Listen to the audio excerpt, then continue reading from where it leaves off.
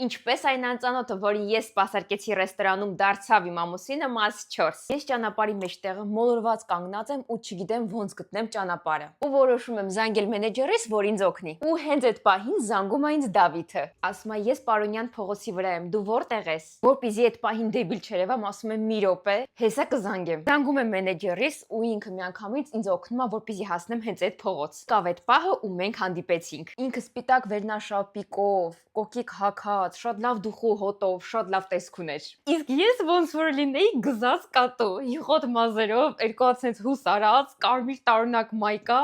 ու սև շալվար, կարմիր պավլինով։ Մենք գնում ենք մի ռեստորան, որտեղ ընտրում ես տարբեր մսի տեսակներ ու բանջարեղեն, ու ուղիղ սեղանի մեջտեղը անում ես գրիլ։ Երեկոն անցնում է շատ հրաշալի, որովհետև Դավիթը պատմում է, թե ինչով է սիրում զբաղվել, որտեղ է աշխատում եւ ինչ մանկություն է ունեցել։ Բայց երբ գրիլը արդեն պատրաստ է լինում, ես վերցնում եմ հավի կրծքամիսը, որպեսզի կտրեմ ուտեմ, ու հանկարծ հավի կրծքամիսը իմ ափսեից թռնում է ուղիղ Դավիթի ափսեն։ Պահին չեք պատկերացնի ես ոնց եմ կարմրում։ Բայց Դավիթը իրան չի կորցնում ու ասում է՝ արի ես քեզ սովորացնեմ միս կտրել։ Այդպես մեր երեկոն անցնում է մինչև գիշերվա 11-ը։ Դուք չեք պատկերացնի, թե ինչքան ինձ հաճելի էր, որ դիմացի մարդը